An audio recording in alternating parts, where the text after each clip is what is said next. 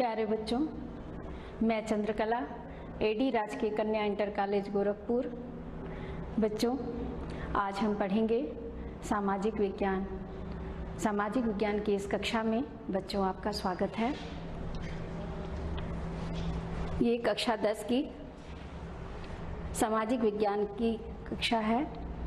इसमें हम पढ़ेंगे लोकतांत्रिक राजनीति 2। बच्चों, आज हम लोकतंत्र के परिणाम का भाग 2 पढ़ेंगे।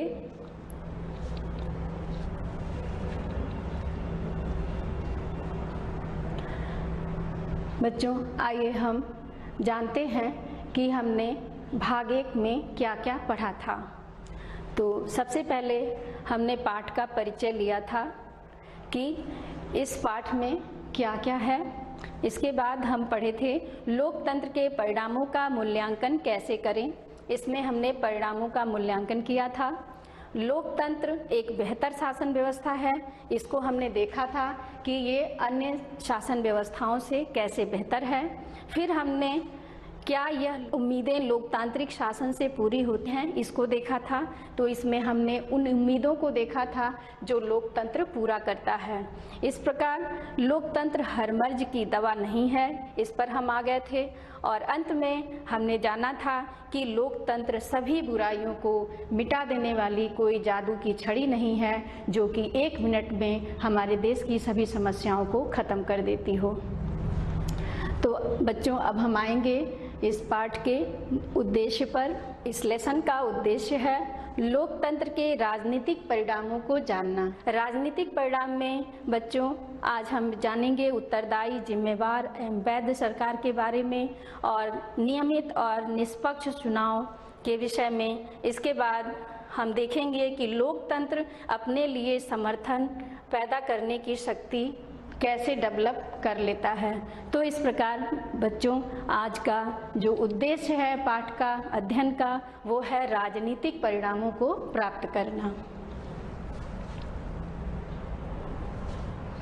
बच्चों, भाग 2 के शिक्षण के मुख्य बिंदु हैं उत्तरदायी, जिम्मेवार एवं वैध शासन। इसके अंतर्गत हम पढ़ेंगे लोकतंत्र में कम प्रभावी सरकारें बनती हैं। लोकतंत्र में फैसला लेने में वक्त लगता है। फैसले कुछ कायदे कानून के अनुसार होते हैं। पारदर्शिता होती है। नियमित और निष्पक्ष चुनाव होते हैं। लोकतांत्रिक सरकार का रिकॉर्ड प्रभावशाली नहीं रहा है। अपने लिए समर्थन पैदा करने की क्षमता है। तो इन विषयों पर आज हम चर्चा करेंगे इस अध्याय में। कुछ ऐसी चीजें हैं जिन्हें लोकतंत्र को पूरा करना ही चाहिए। तो हम उन चीज़ों पर आएंगे जो लोकतंत्र के लिए अति आवश्यक है।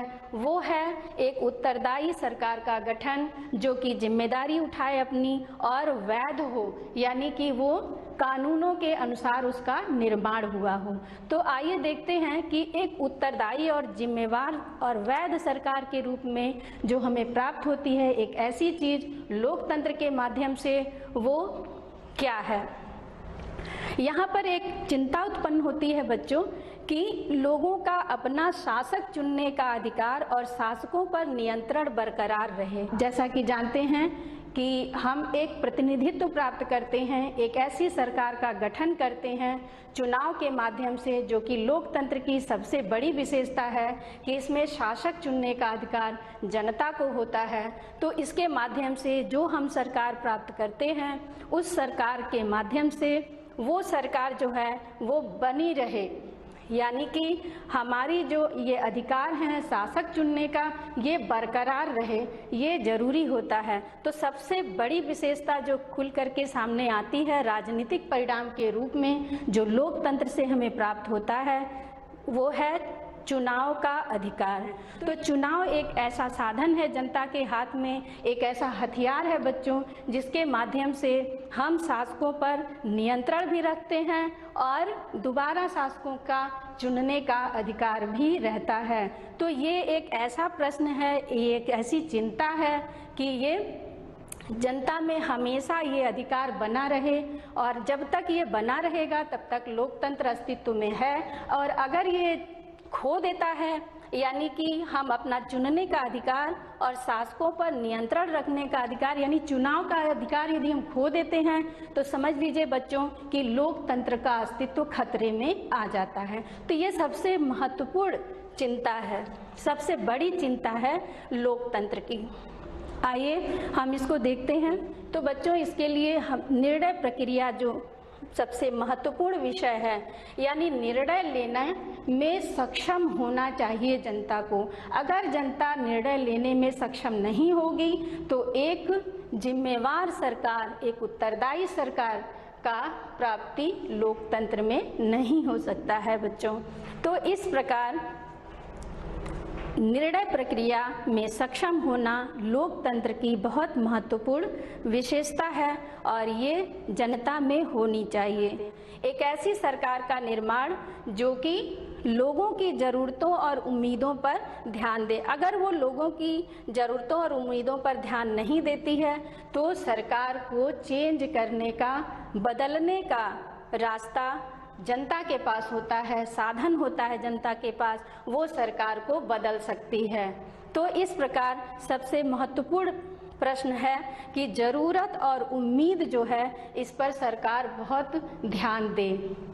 बच्चों इसमें एक और चित्र है जो सरकार की वैधता को बताता है कि सरकार वैध है, यानी इसका जो चुनाव हुआ है वो एक निश्चित नियमों के तहत होता है, निश्चित प्रक्रिया के तहत होता है जो कि संविधान में लिखित होता है और उसके पीछे कानून की शक्ति प्राप्त होती है कि अगर वो निश्चित प्रक्रिया के माध्यम से सरकार नहीं आई है तो हम उस पर ऑब्जेक्शन कर सकते हैं, बहस कर सकते हैं और सरकार को बदल भी सकते हैं।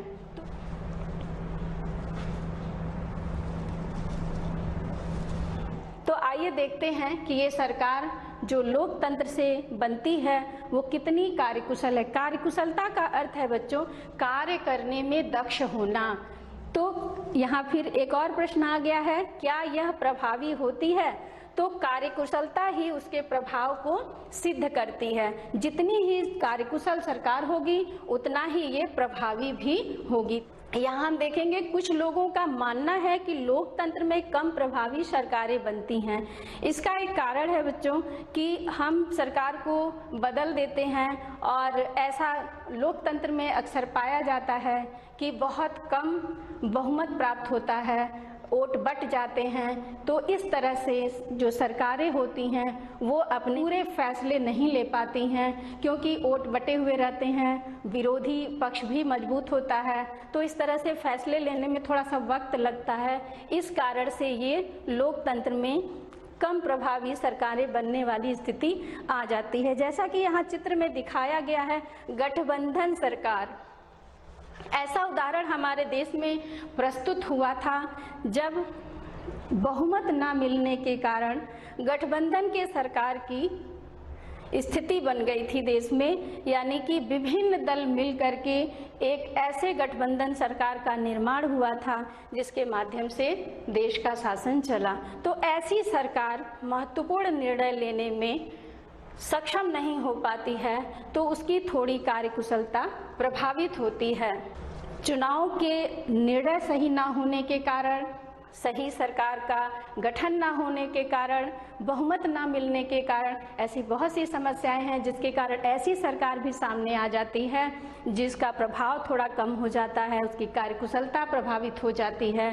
तो ये सारी स्थितियां बन जाती हैं। फिर हम देखेंगे निश्चित रूप से यह सही है कि अलोकतांत्रिक सरकारों को विधायिका का सामना नहीं करना होता है।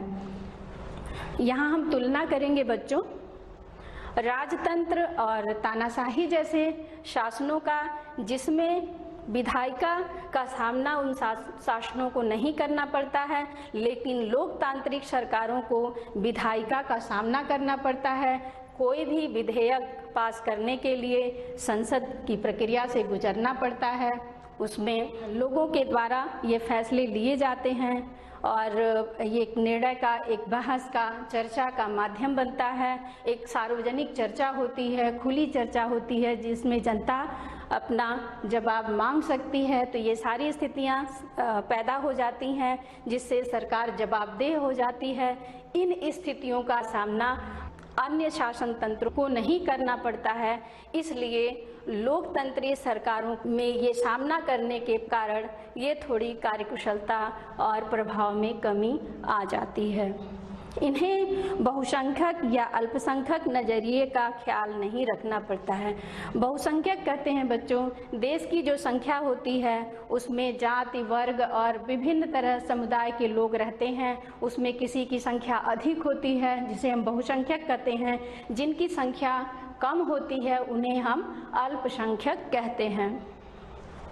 तो इस प्रकार बहुसंख्यक और अल्पसंख्यक का नज़रिया और उसका ख्याल रखना, ये सारी स्थितियां ऐसी स्थिति बनाती है जो सरकारों को फैसले लेने में एक दुविधात्मक स्थिति में डाल देती है।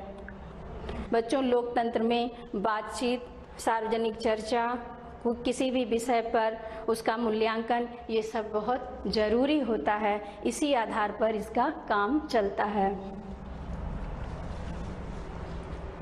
प्रश्न आता है, क्या इससे लोकतांत्रिक सरकारें कम प्रभावशाली हो जाती हैं? आइए इन फैसलों को मूल्य के हिसाब से तोलने की कोशिश करें।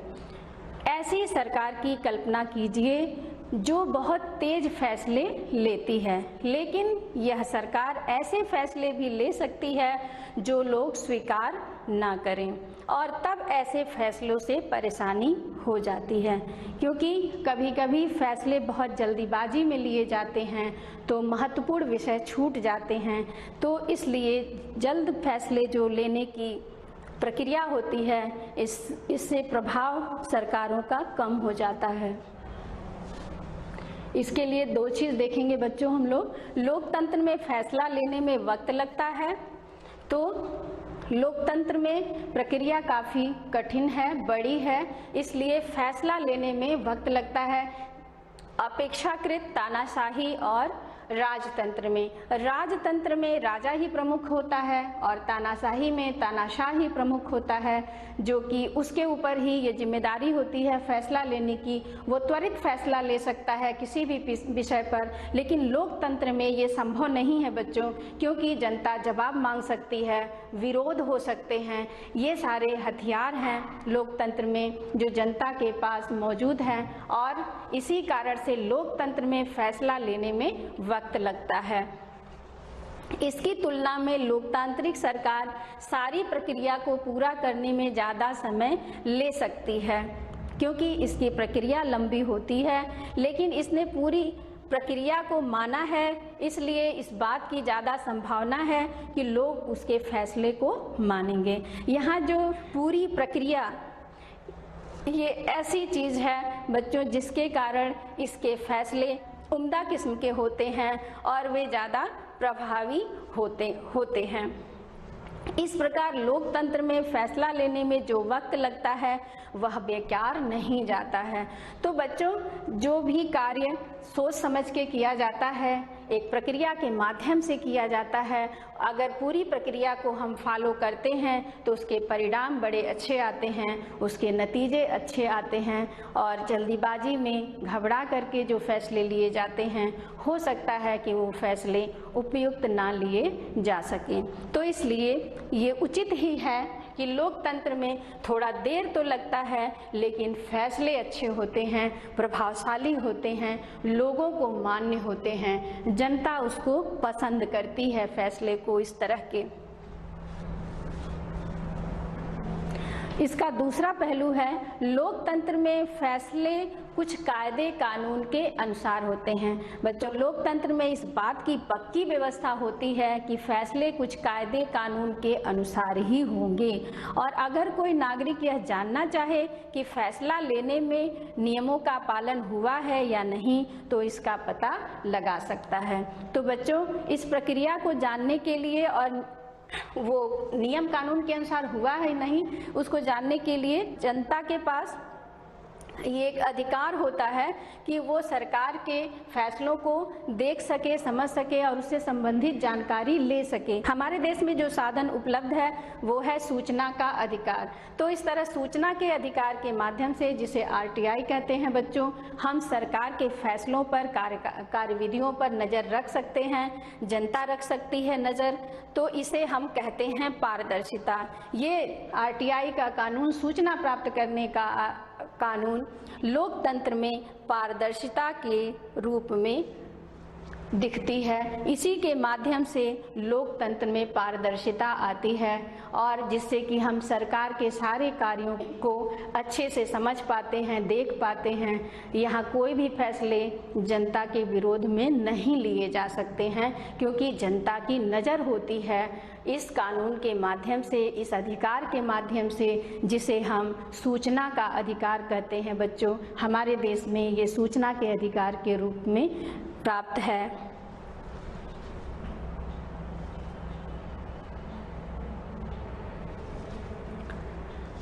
आइए देखते हैं कि कैसे लोकतंत्र में पारदर्शिता होती है। ये जो कानून है, सूचना का अधिकार जो हमें प्राप्त है, वो कैसे काम करता है, इसको देखते हैं। यह चीज़ अक्सर गैर लोकतांत्रिक सरकारों में नहीं होती है। यानी कि हम सरकार से जो सूचना मांग सकते हैं इस अधिकार के तहत, ये तानाशाही और राजतंत्रीय सरकारों में नहीं पाई जाती है। इसलिए जब हम लोकतंत्र के परिणामों पर गौर कर रहे हैं तो यह उम्मीद करना उचित है कि लोकतांत्रिक व्यवस्था में ऐसी सरकार का गठन होगा जो कायदे कानून को मानेंगे और लोगों के प्रति जवाबदेह होंगे। हम यह उम्मीद भी कर सकते हैं कि लोकतांत्रिक सरकार नागरिकों को निर्णय प्रक्रिया में हिस्सेदार बनाने और खुद को उनके प्रति जवाबदेह बनाने वाली कार्यविधि भी विकसित कर लेगी। तो बच्चों, लोकतंत्र में सरकार अपने को जनता के, अपने कार्यों के प्रति जनता की जवाबदेह होती है। जनता उससे प्रश्न पूछ सकती है, उसके कार्यों के प्रति सजग रह सकती है और ये एक अपने आप को जवाबदेह के रूप में सरकार पाती है लोकतंत्र में। अगर लोकतंत्र को कोई हटाना चाहे कि ये लोकतंत्री व्यवस्था सही नहीं है या इसके कुछ परिणाम सही नहीं प्राप्त हो रहे हैं, कुछ रिकॉर्डों के आधार पर यदि हम लोकतंत्री व्यवस्था को अगर तोड़ना चाहें तो ज़रूर इन बातों पर गौर कर लेना चाहिए। वो है नियमित और निष्पक्ष चुनाव, प्रमुख नीतियों और नए कानूनों पर खुली सार्वजनिक चर्चा और सरकार तथा उनके कामकाज के बारे में जानकारी पाने का नागरिकों का सूचना का अधिकार। इन पैमानों पर लोकतांत्रिक शासकों का रिकॉर्ड मिला जुला रहा है। तो बच्चों, ये जो 3 टॉपिक है, नियमित और निष्पक्ष चुनाव, कानूनों पर खुली सार्वजनिक चर्चा और जानकारी पाने का सूचना का अधिकार, ये ऐसे प्रमुख हथियार हैं कहा जाए जनता के पास, जो कि अन्य शासनों में नहीं पाए जाते हैं।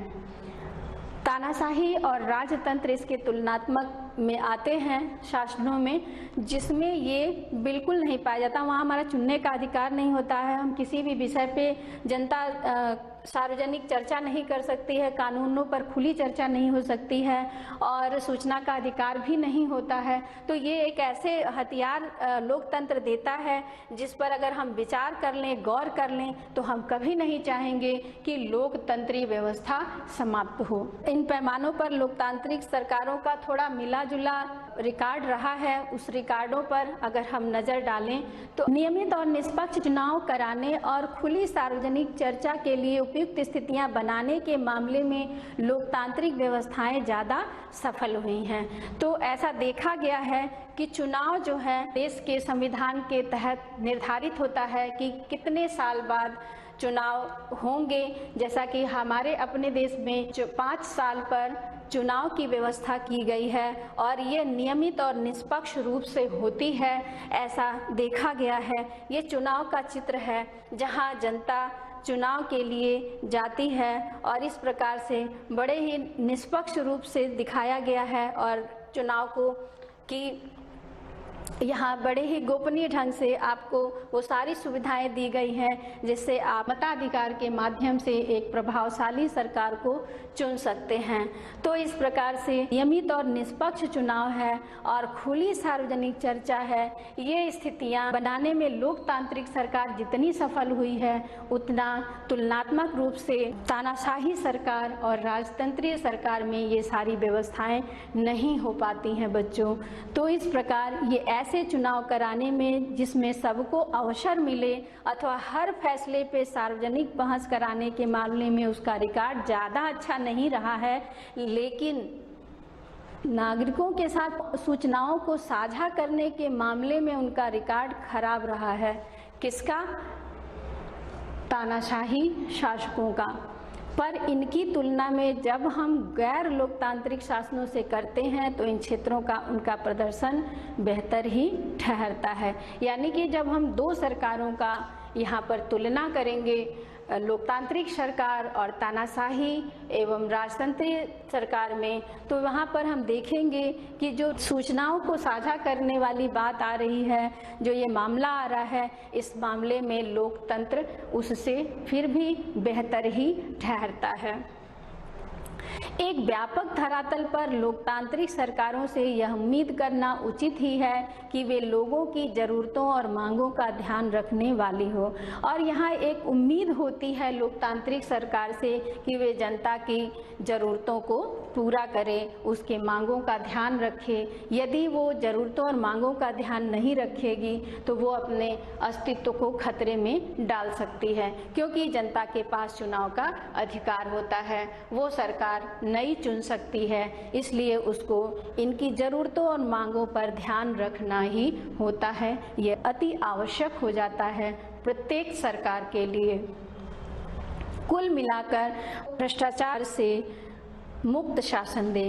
इस प्रकार यदि सभी बातों पर देखा जाए, सभी प्रश्नों पर, सभी विषयों पर नज़र डाला जाए, तो भ्रष्टाचार से मुक्त शासन की प्राप्ति भी लोकतंत्र का एक बेहतर परिणाम है। इन दो मामलों में भी लोकतांत्रिक सरकारों का रिकॉर्ड प्रभावशाली नहीं है। ये कौन से दो मामले हैं? वो है लोगों को उनकी ज़रूरतों के लिए तरसाती है, और दूसरा है आबादी के एक बड़े हिस्से की मांगों की उपेक्षा करती है। तो अगर ये मांगों की उपेक्षा करती है तो ये इसके खराब रिकॉर्ड पर आता है। भ्रष्टाचार के आम किस्से इस बात की गवाही देते हैं कि लोकतांत्रिक व्यवस्था इस बुराई से मुक्त नहीं है। यानी कि अगर देखा जाए तो लोकतांत्रिक सरकार में भ्रष्टाचार आम बात हो जाती है। इसके साथ इस पर भी ध्यान दें कि गैर लोकतांत्रिक सरकारें कम भ्रष्ट हैं या लोगों की ज़रूरतों के प्रति संवेदनशील है, ये कहने का कोई आधार नहीं है। तो यहाँ अगर हम इसको देख लें कि गैर लोकतांत्रिक सरकारें जो होती हैं वो लोगों के प्रति बहुत संवेदनशील होती हैं, ऐसा नहीं होता है। तो अगर ये इस बात को देख लें तो लोकतांत्रिक सरकारें कम भ्रष्ट हैं। बहरहाल एक मामले में लोकतांत्रिक शासन व्यवस्था निश्चित रूप से अन्य शासनों से बेहतर है। तो ये कैसे बेहतर है वो हम देखें। यह वैध शासन व्यवस्था है। वैध कहते हैं बच्चों जिसमें कानून की शक्ति निहित होती है। यह सुस्त हो सकती है, कम कार्यकुशल हो सकती है, इसमें भ्रष्टाचार हो सकता है, यह लोगों की ज़रूरतों की कुछ हद तक अनदेखी कर सकती है। लेकिन लोकतांत्रिक शासन व्यवस्था लोगों की अपनी शासन व्यवस्था है। इस कारण पूरी दुनिया में लोकतंत्र के विचार के प्रति जबरदस्त समर्थन का भाव है। अर्थात ये बहुत सारी कमियां होने के बावजूद भी ये लोगों की अपनी सरकार है। जैसा कि कहा जाता है कि लोकतंत्र जनता का शासन है। इस कारण से दुनिया के सभी देशों में कहा जाए, अधिकांश देशों में कहा जाए तो जबरदस्त समर्थन प्राप्त है। लोकतंत्र अपने लिए लोगों के मन में एक समर्थन का भाव पैदा कर दिया है जो कि ख़त्म नहीं किया जा सकता है। इसलिए लोकतंत्री व्यवस्था जो है वो अन्य शासनों से बेहतर साबित होती है।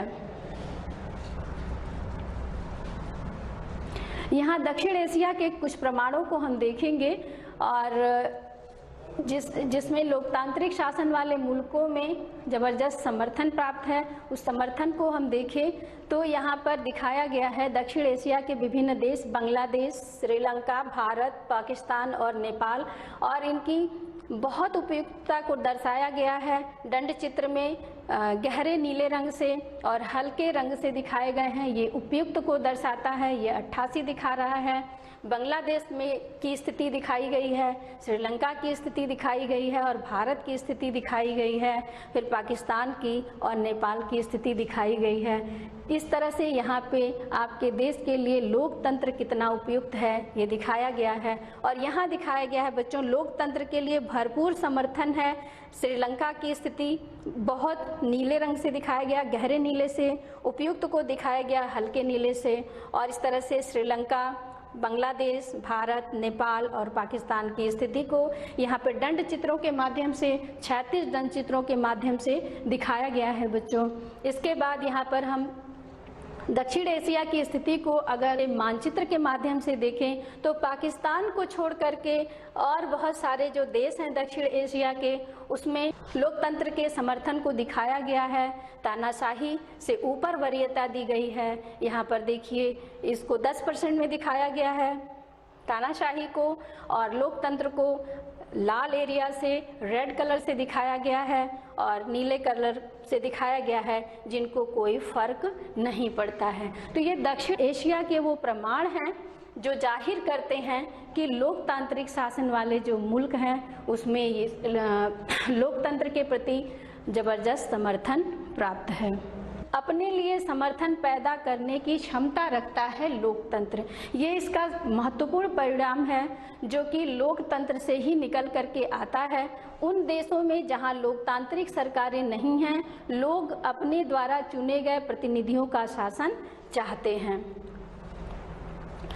वे यह भी मानते हैं कि लोकतंत्र उनके देश के लिए उपयुक्त है। तो यहाँ पर भी जहाँ लोकतंत्रीय शासन व्यवस्था नहीं है, वो भी अपने देश में लोकतंत्रीय शासन व्यवस्था चाहते हैं। अपने लिए जबरदस्त समर्थन पैदा करने की लोकतंत्र की क्षमता भी लोकतंत्र का एक परिणाम है। बच्चों, लोकतंत्र ने स्वयं अपने लिए समर्थन पैदा कर लिया है, इसको यहाँ चित्र में दिखाया गया है। तो इसका मतलब यह है कि लोकतांत्रिक व्यवस्था की सबसे बड़ी उपलब्धि लोकतांत्रिक व्यवस्था ही है। इस मानसिक कसरत के बाद हमने यही नतीजा निकाला है। यहाँ लोकतंत्र अपने लिए स्वयं समर्थन पैदा कर रहा है, इस चित्र के माध्यम से दिखाया गया है।